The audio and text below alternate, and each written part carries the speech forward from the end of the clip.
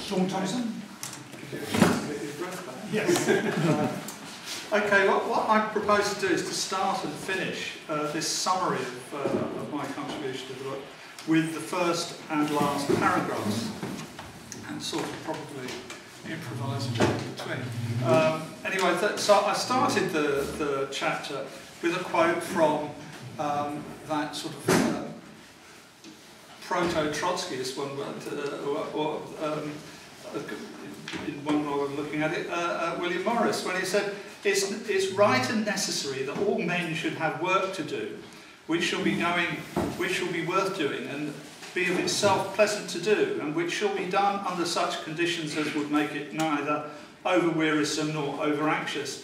Turn that claim about as I may, I cannot find that it is an exorbitant claim, yet if society would or could admit it, the face of the world would be changed. Now, it seems to me to be an absolutely perfect example, absolutely classic example of a transitional demand about 50 years before the term was coined.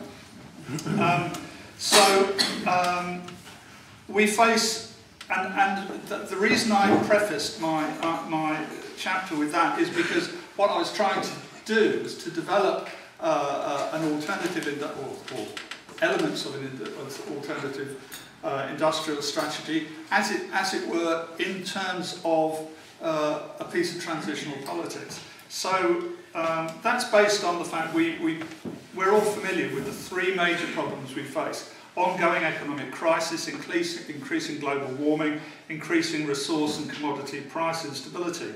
So we need an industrial strategy that addresses those problems.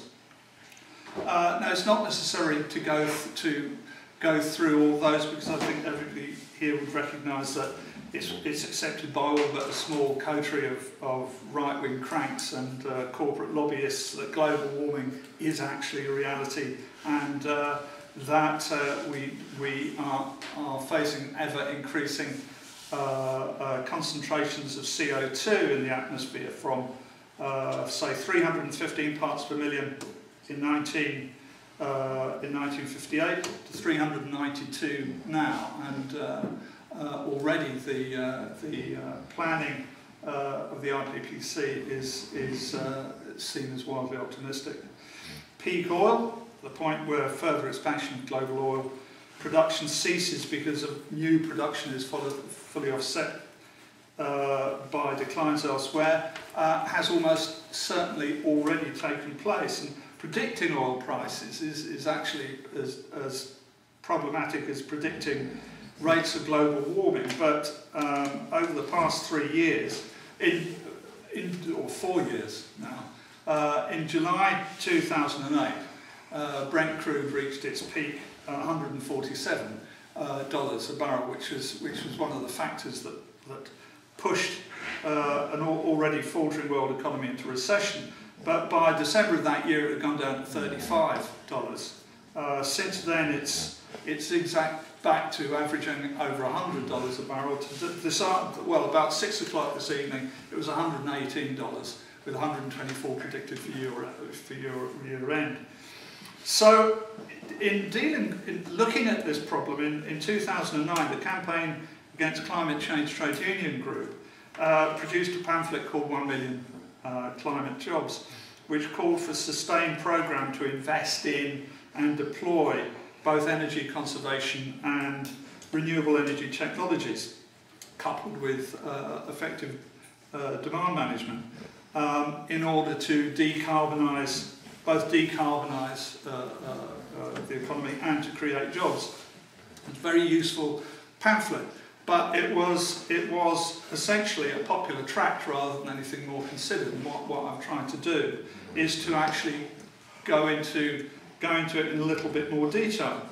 And so the purpose of my contribution is to sketch out those proposals in more detail and integrate them into a broader eco-socialist strategy.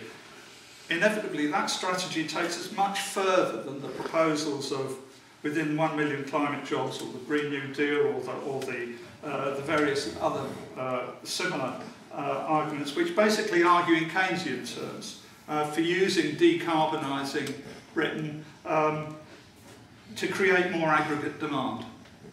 And I suggest that it's necessary for us to dramatically rebuild our industrial base and in fact to strategically re-industrialise. And I use that term particularly to get up the nose of the sort of more romantic hand-knitted muesli members of my own party. An eco-socialist strategy needs to have very clear aims and objectives, which are clearly have to be very different from the crude imperative to capital accumulation that's currently the sole driver of economic activity. And it has to recognise not only the inherent instability of capitalism, but the limits to our ecosystem. Essentially, that we live on a biosphere, and we depend on it, and it is finite, it's closed, and it is constrained by the laws of thermodynamics. And there's no way of us getting around that. So therefore, I suggest 5 aims. The assurance of meaningful employment and a life of dignity and modest dignity, comfort for all. The development of a low-carbon society and therefore a sustainable low-carbon industrial base. Freedom from reliance on endless growth in the production of commodities and financial transactions. Industrial production based on social needs rather than the maximisation of profit and ever-increasing consumption. And democratic control in and of the workplace. From that, a series of objectives, one can develop a series of objectives, and I've sketched in 10, I won't go through them all, but things like reducing greenhouse gases by emissions by at least 80% within 20 years, to increase electricity production by 80% within 20 years, to replace or totally refurbish 20% of existing homes and 50% of public and commercial buildings within 20 years, and so on. There's another 7, I think there's 10 in all. So I've looked at a number of priority industrial sectors, and there are really 3 key industrial sectors, and that's energy generation and transmission, transport and construction. And this is for 3 reasons. First, because electricity generation and transmission and transport and the heating and cooling of buildings between them account for 83% of the greenhouse gases emitted in Britain annually. And so if we're to reduce emissions as rapidly and drastically as we need to, then these sectors are clearly the highest priority. Secondly, because these 3 sectors provide the basic underpinnings of all other productive sectors, particularly high energy sectors like agriculture, steel, chemicals and so on.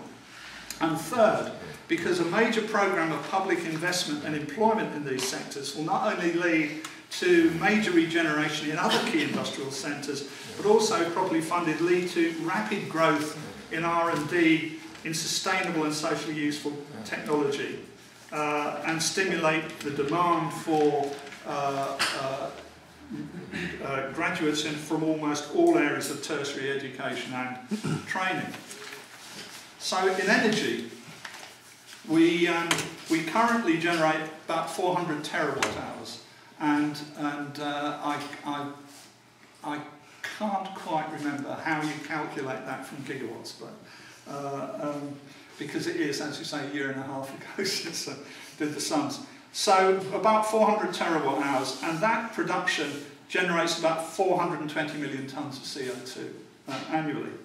So we've got 2 linked problems with this. First, even though there's a huge conservation programme proposed by the authors of 1 Million Climate Jobs, along with a radical overhaul of transport, is the quickest and most effective way to drastically reduce demand for energy. Over the next few years, we'll have to actually increase the amount of electricity generated in order to provide a substitute for the coal, oil and gas currently used in space and water heating and for the oil used in transport. And we'll also face additional demand for electricity as an alternative to CO2 emitting energy sources as we modernise and decarbonise a range of critical industrial processes such as iron and steel. Secondly, we've got to dramatically reduce the level of CO2 levels simultaneously. We have to reduce, as well as doubling the amount of electricity we need to generate, we also need to reduce the amount of CO2 emissions. And because we reject, and again we don't need to rehearse the arguments, because we reject current nuclear technology for electricity generation, we'll have to undertake a program of hugely expanding our capacity using our generating capacity using other zero carbon technologies. Therefore, we have to develop an approach, an integrated approach, which the Centre for Alternative Technology, CAT, calls, on one hand, powering down, reducing energy wastage, and on the other hand, powering up, redeploying new renewable energies. CAT estimates that it's possible for us to reduce our energy demand by over 55% through the energy efficiency retrofitting of homes and offices and industrial premises.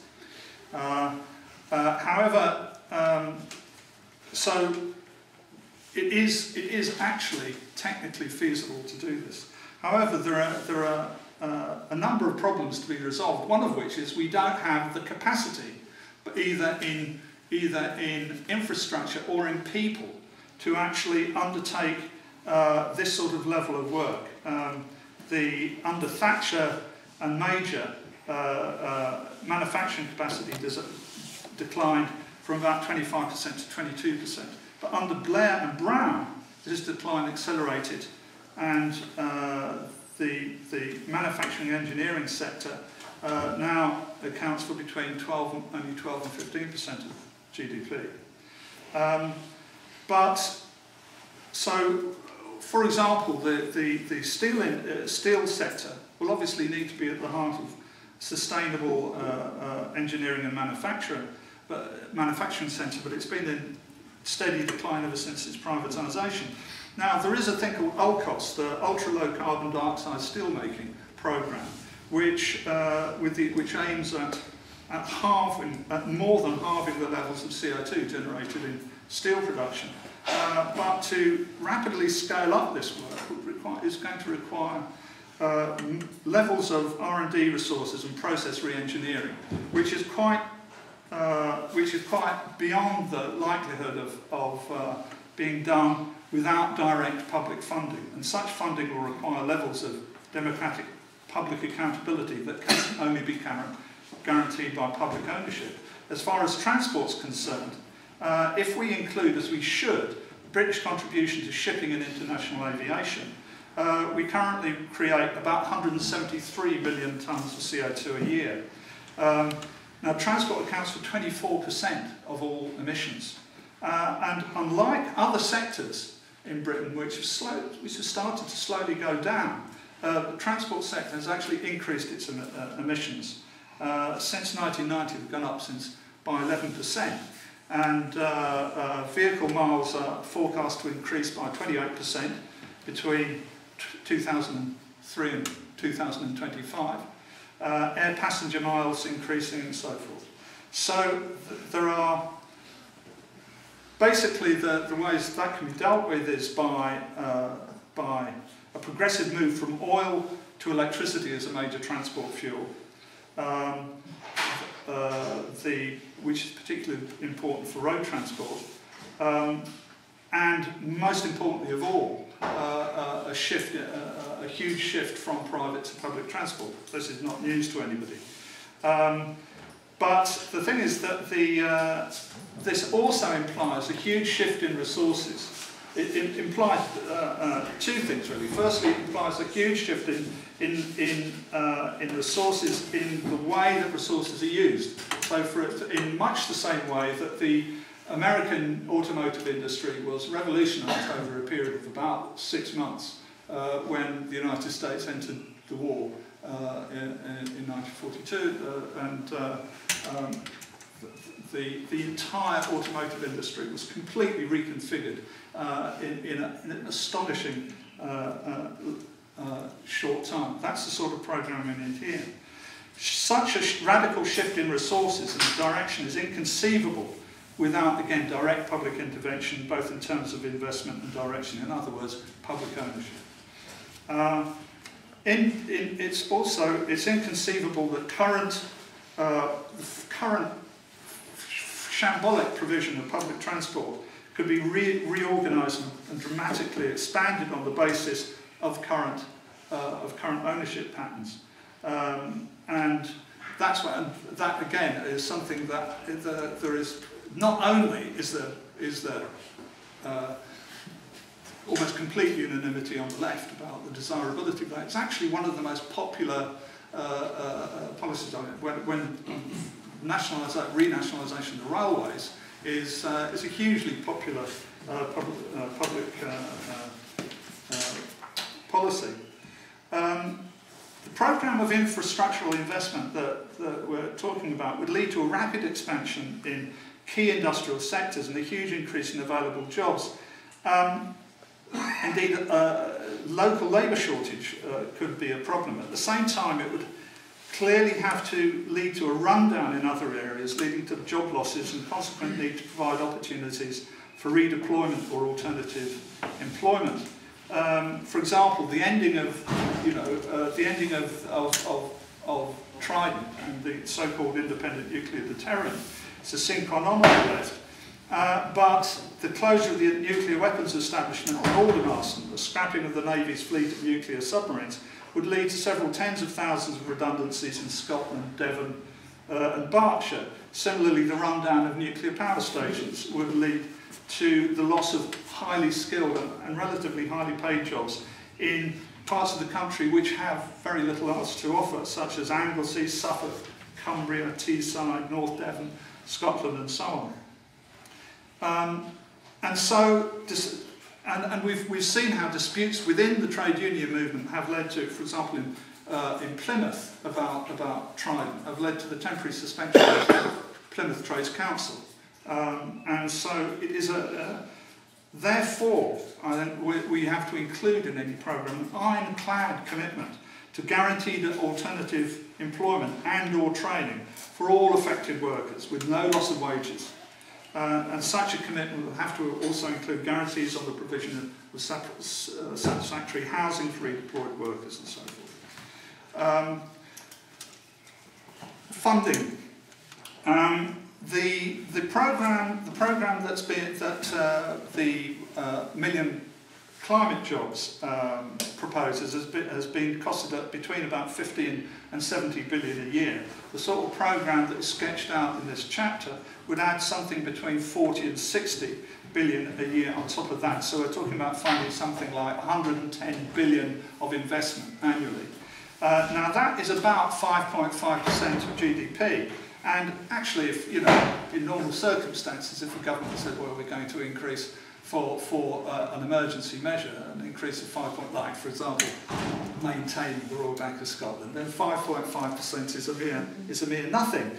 But particularly since our national debt, according to the IMF, is lower than the US and France, and only slightly higher than Germany. However, to try to fund, for a socialist government, to try to fund 110 billion by seeking borrowing would be probably a bit of a long shot. Therefore, we need to look at funding the programme from our own resources. And one way would be to ensure that the rich pay the tax they actually owe. The Tax Research UK, which is a consultancy that Richard Murphy does, estimates that the tax gap, which is the difference between the amount of tax the government should collect if everybody actually paid the tax and what it actually does collect, will be about £120 billion this year. It's absolutely gobsmacking. So, in addition, of course, we could actually do what Labour and the Tories do. It's a bit of cutting. We could cut Trident, save about £5.5 billion a year, the major roads and so forth.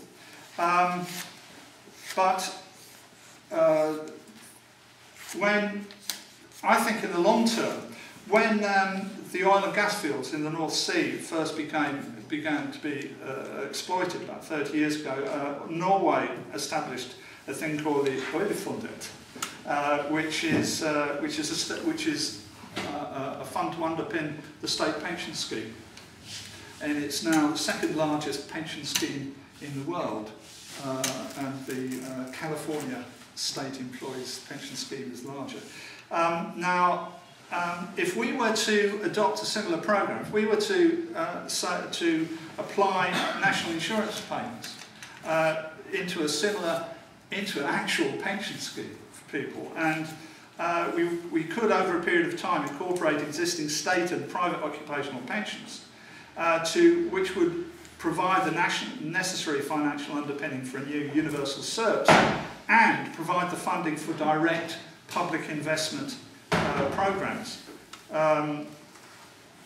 And if a British national pension and investment fund was to avoid the route that the Norwegian scheme has taken, which is they found that rather than actually start to take over Norwegian industry, they started to invest in the money market. That's the problem.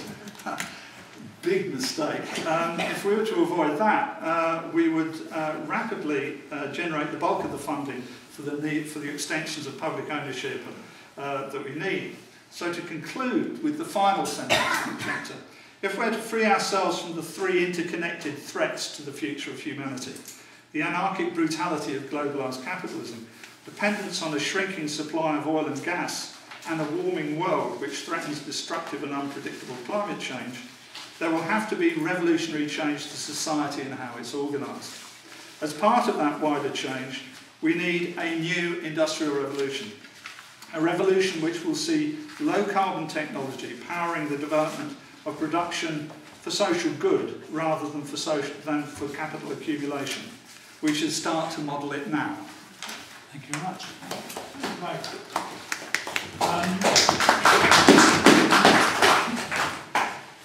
Susan? Okay. All right. In many senses, what I'm about to say is a bit of a rant. And I feel like I'm stating the obvious compared to a lot of the reasonable things, but I'm going to do it anyway. Essentially, for anti-capitalists, and for that matter, anybody with a passing interest in reality, the impact of the introduction of austerity measures was obvious, as expected. These measures have led to increased unemployment, impoverishment